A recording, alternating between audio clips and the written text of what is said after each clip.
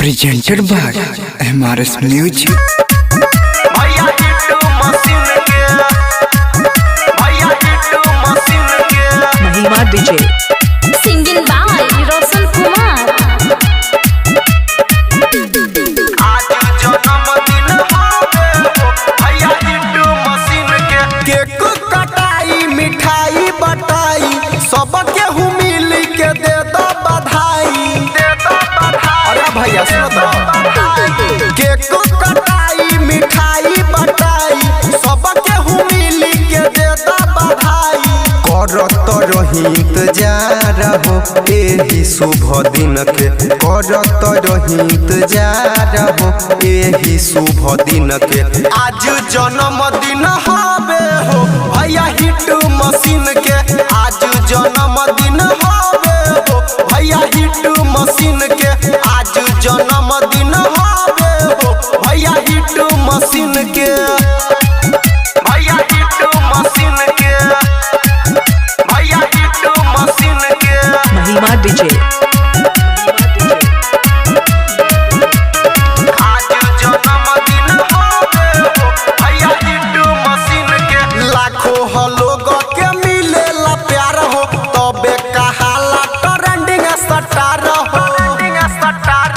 लाखों लोग के मिलेला प्यार हो तबे कहाला ट्रेंडिंग स्टार हो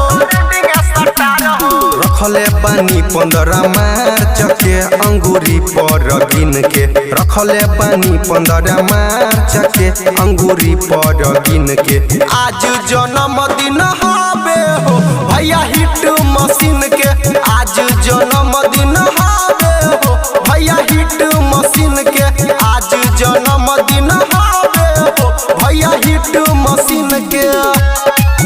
भैया हिट्टू मशीन के